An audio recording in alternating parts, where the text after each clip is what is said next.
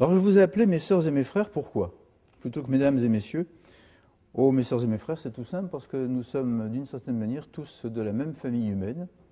D'abord sur le plan symbolique pur de ce qui est écrit dans la Bible, nous sommes bien tous les fils de Noé, puisque l'humanité a été détruite lors du déluge, et que Noé avait 3 fils, Cham, Cham et Japheth, et que nous sommes tous descendants de ces 3 fils de Noé. Donc par définition, nous sommes au moins, sinon réellement frères, au moins cousins.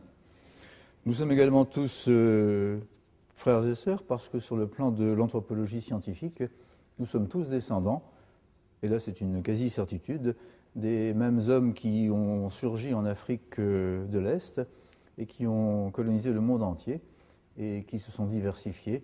Et du reste, je prends plaisir à rappeler que lorsque les premiers hommes se sont élevés sur la terre de l'Afrique, et donc nous en sommes issus, nous avions tous la peau noire. La peau blanche est un accident de variation de l'évolution en fonction de circonstances climatiques.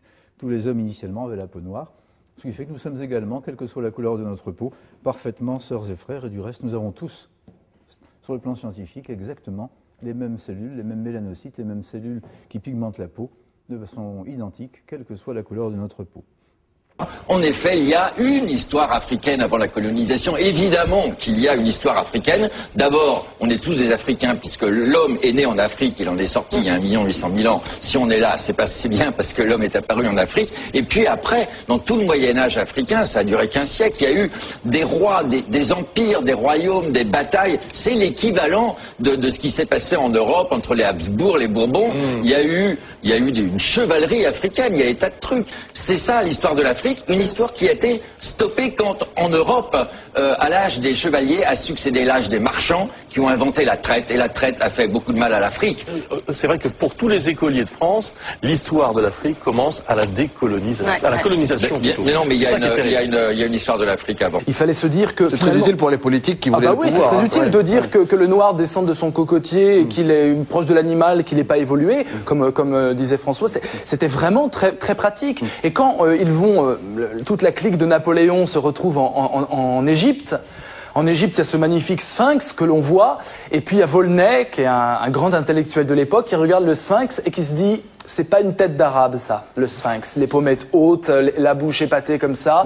Il regarde les coptes autour et il se dit c'est un croisement entre un noir et un blanc. Enfin, il y a quelque chose de négroïde dans le sphinx. Et évidemment, tout ça, ça a été étouffé. C'est dans ses écrits. Hein, Volney dit le sphinx est noir. Enfin, le sphinx est plus proche du noir que de l'arabe. C'est ce qui est logique puisque les arabes sont venus largement après la fin de l'empire égyptien. Oui, mais il y a quand même une dire parce qu'en Égypte, du nord au sud, vous avez au sud des noirs et au nord. Bien sûr, mais vraisemblablement, c'est de par la Tanzanie que c'est parti, puisqu'ils ont simplement suivi le Nil, et donc après c'était un bassin métissé, mais les premières dynasties, 5e dynastie, les grandes constructions géantes, ce qui fascinait Napoléon à l'époque, il se trouve que c'était peut-être des gens, peut-être pas négroïdes, mais en tout cas noirs de peau, et à l'époque, le noir de peau posait problème. C'est tellement tabou ce que je vous dis là, c'est tellement hallucinant de se dire que peut-être que la civilisation, le début de la civilisation égyptienne pharaonique, ce qui nous émerveille tant, a été bâti par des hommes qui avaient un taux de mélanine assez élevé, qu'il y a même une science qui s'est constituée, qu'on appelle les africanistes, qui existent encore aujourd'hui. Quand vous allez au Louvre, vous avez affaire à des africanistes. C'est quoi les africanistes? Ce sont des blancs spécialisés des noirs, spécialisés de l'Afrique, et qui nous disent à longueur de page, oui, mais c'était pas trop des noirs, non, parce que dans les années 30, on pensait que c'était évidemment des caucasiens qui avaient créé l'empire égyptien, puis qui étaient repartis dans le nord. C'était tellement merveilleux, ça ne pouvait pas être des noirs, on était en pleine traite négrière. Vous voyez, là, on est vraiment dans un conflit où le moral s'est totalement instrumentalisé. Voilà pourquoi c'est piégé. Voilà pourquoi il faut mettre des pincettes et essayer de trouver, d'inventer des nouveaux mots. Et là, le philosophe peut s'associer aux scientifiques pour qu'on crée des mots faciles plutôt que faire des périphrases en disant génotype différent, etc. Il y a peut-être des nouveaux mots. Il y a ethnie qui est très à la mode. Ethnie aussi pose d'autres problèmes.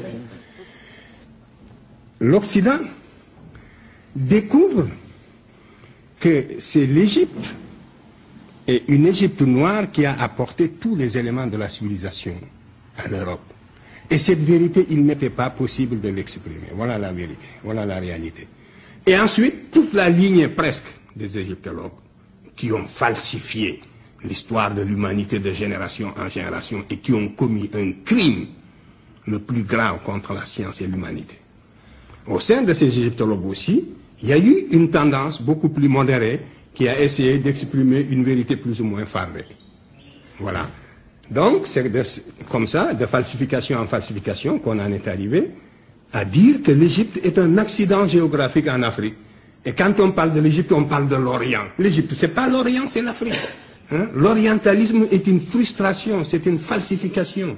Il faudra bien qu'il arrive un moment où, après 1000 vérifications, quand les Africains seront édifiés sur ces faits, hein, qu'ils prennent leurs responsabilités, et que dans certains domaines quand même, qu'ils s'écartent de l'idéologie, parce que les autres font de l'idéologie, même si aujourd'hui ils occupent le haut du pavé, même si aujourd'hui ils sont les pays les plus développés, ils ont failli dans le domaine de la transmission des connaissances dans le domaine des sciences humaines. Ils n'ont pas été capables, ils ont falsifié, parce que ce sont des savants de très haut niveau, c'est pas par ignorance, mais c'est par idéologie, c'est par réaction purement humaine qu'ils ont falsifié. Il y a eu des falsificateurs de l'histoire, ils ont commis ce que j'appelle, et je pèse bien mes mots, un véritable crime contre l'humanité, parce que c'est dégradant pour quelqu'un qui est chargé de propager le savoir, de transmettre sciemment des contre-vérités. Et il y a des générations entières de spécialistes occidentaux qui ont été coupables de ce crime à l'égard de l'humanité, et ils le savent. Ils le savent. Et après, c'est sur la base de ces faits falsifiés qu'on a formé des générations qui continuent à perpétuer, quelquefois de bonne foi, et qui même, une fois qu'on leur a démontré, une fois formés ainsi, quand on leur démontre la vérité, même au tableau, par éducation, ils ne peuvent plus y adhérer.